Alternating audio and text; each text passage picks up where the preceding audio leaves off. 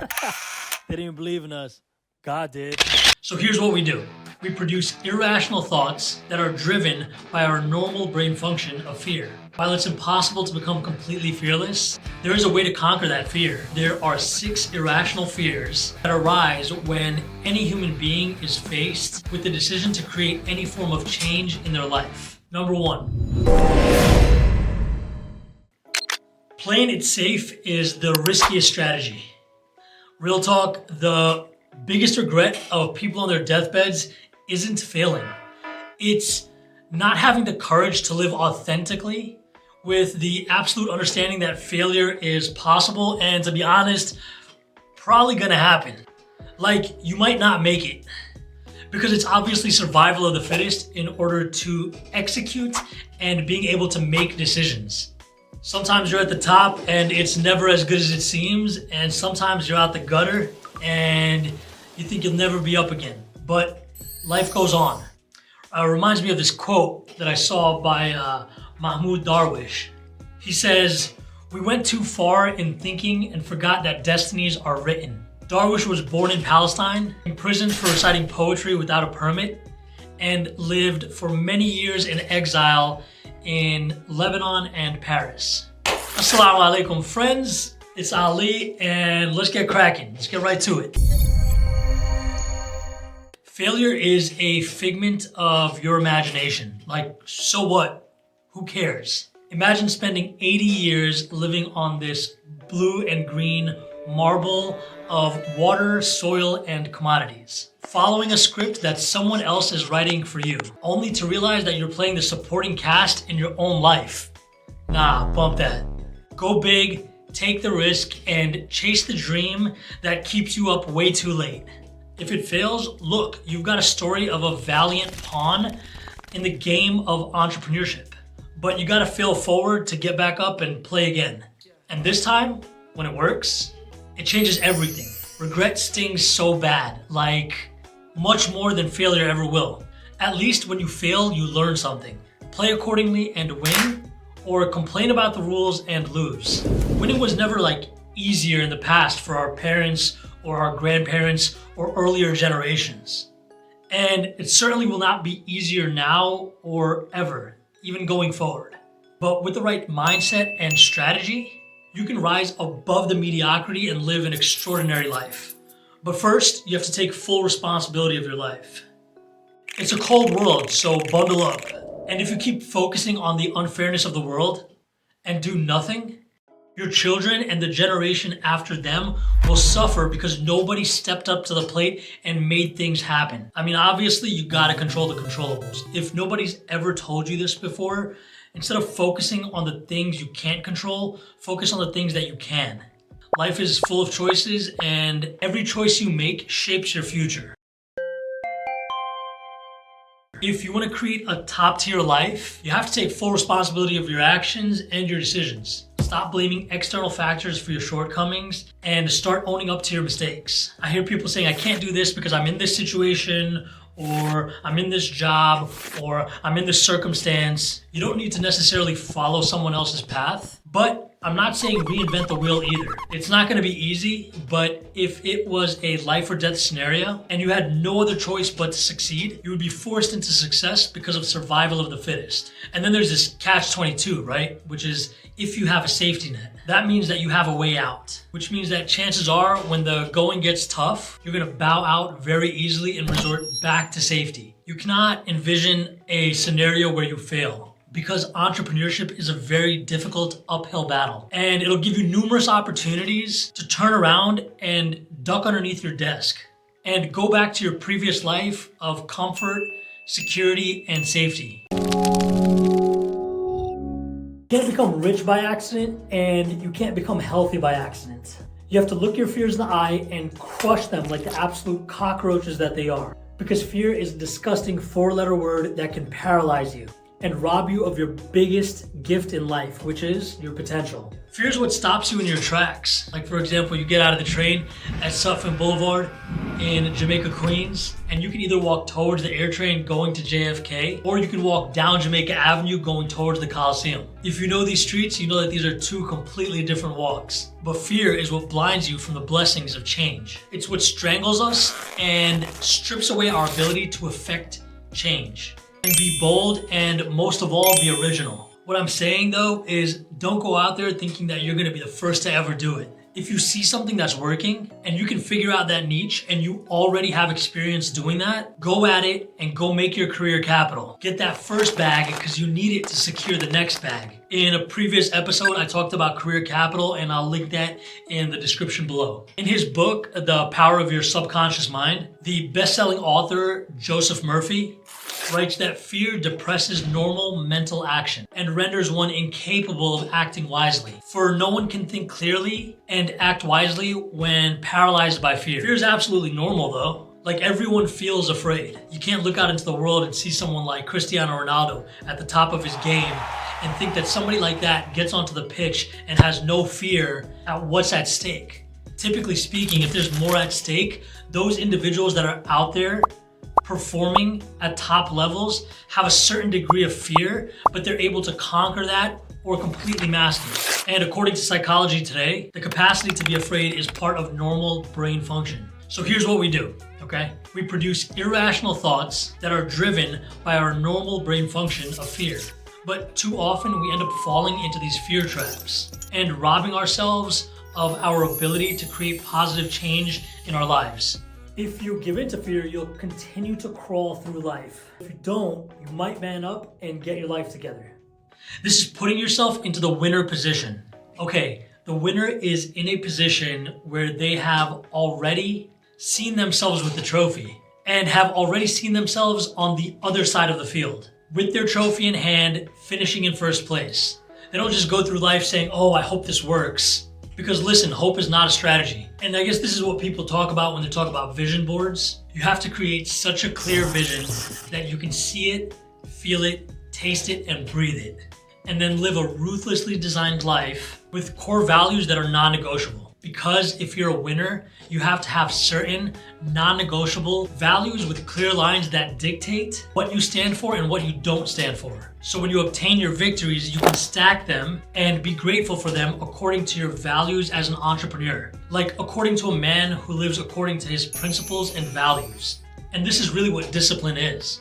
Somebody who follows a organized set of steps on a daily, nightly, or weekly basis, and then continues to form habits that create discipline. And so when you look at this type of a person, you can admire them and say, this is a disciplined person who consistently follows certain key and core values that are non-negotiable. So ultimately, when you look at yourself in the mirror, you see a classy person that has been through warfare in order to get across the finish line only to finish in first place. While it's impossible to become completely fearless, there is a way to conquer that fear. I think it's important to note that there are 6 irrational fears that arise when any human being is faced with the decision to create any form of change in their life. Number 1, fear of the first step. Fear is an instinct, and it only rises for things that we care for. It's a form of resistance to stop us from taking that first step. We don't feel fear towards something that we're indifferent to.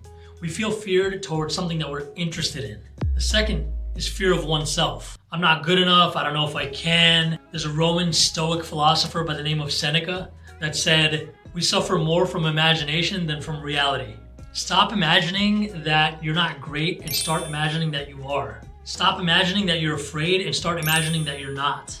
This mental shift can free you of your self-limiting beliefs. Number 3 is the fear of failure. What if it doesn't work out? Vincent van Gogh was one of the most famous painters to grace this world. I mean, he's a household name. Yet he only managed to sell 1 painting in his lifetime. And still he said, what would life be if we had no courage to attempt anything? It didn't matter to Van Gogh whether his life as a painter would work out, whether it brought failure or success. He did it anyway. And today, a Van Gogh painting could cost you upwards of $100 million. Number 4 is the fear of external judgment.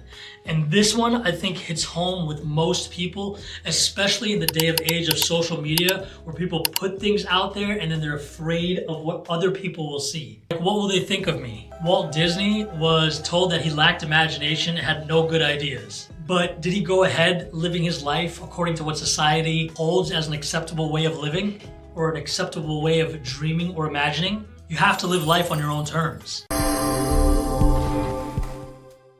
I remember when I quit my job as an investment banker at Credit Suisse in New York. I had a really good reputation with my coworkers. And when I quit suddenly. I left a postcard on my manager's desk and I walked out of the office. Eventually, I went on to go work as a consultant in the oil and gas industry in New York City in the fashion district, right at like 42nd Street and 7th Avenue.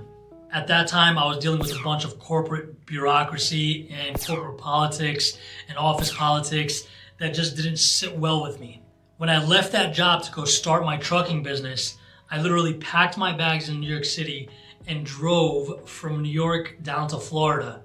And I was so afraid of what my parents and my family would think of me that I told them that I was working remotely from home. So they didn't fear that I was gonna go just off the cliff and go into a state of nothingness. So they didn't fear for me, thinking that, oh, this guy just left his job, he's going to a state of nothingness. No, I had to buckle down, erase the safety net, and go directly into entrepreneurship with no clients and straight up cold calling in order to build a business. I was so concerned about what my parents would think that I had to tell them all the time that I was working remotely from home for the same company that I was working with in New York City. That was, however, until I realized that I'm looking at this through the wrong lens. I had done something that people only dream of, and some people may never even do it in their lifetime because they fail to find the courage to pursue and embrace uncertainty. This is shying away from the unknown. I resigned from a role that I didn't enjoy, where so many people settle for jobs that they hate. I turned a lifelong dream of starting a business into a reality when so many people wouldn't even try because of the fear of failure and of the fear of what other people would think. Number 5 is the fear of hardship and uncertainty. Thinking that this change will bring out too much doubt and uncertainty into my life. Yeah, it will. In fact, that's the entire point behind pursuing change. We grow and expand during the discomfort that we face along this journey. That's why highly successful people advise us to stay outside of our comfort zone. A few examples of some entrepreneurs that have experienced a tremendous amount of uncertainty. Airbnb, for example. The founders of Airbnb sold cereal boxes in order to fund their lives and keep their startup dream afloat. Michael Jordan was cut from the varsity team in his sophomore year of high school. Stephen King's first novel was rejected 30 times. The reality of life is this: sometimes things have to get worse before they can get better. Also, nothing in this life is certain. Even if you keep things the way they are in the present, there is no certainty that they will be there in the future. Your job is not certain. If the economy takes a downturn, you might lose it. Your relationship is not certain. You have to invest time and energy into it in order to keep it that way. Number 6 is the fear of competition. My favorite one. The idea already exists. Earlier in this vlog, I said it's not about reinventing the wheel. Just take a moment and think about all the things that exist right now that wouldn't if other people thought, oh man, that idea already exists. Your favorite band wouldn't exist. Your favorite coffee spot wouldn't exist. Your favorite artist might not exist. Nor would that yoga or Pilates class exist that you strive to go to on Wednesdays. Somebody had to have the courage in order to do what somebody else was doing and do it better and do it originally. And then do it consistently with discipline so that other people would admire them and then attend and follow them and potentially even purchase from. Do you know how many different food delivery services there are in this world? Uber Eats, DoorDash, Deliveroo, Munchery, Noon, Careem, Talabat. It just keeps going. All of these people are doing very similar things and have created companies doing very similar things to other companies that are highly successful, but they're creating their own niche and they're creating their own sense of customer service and thereby creating their own sense of customer loyalty. So when thinking about the fear of competition, stop trying to reinvent the wheel. Instead, stick to something that you know other people are crushing it in, and then go into that and replicate the process. So what if it's not original?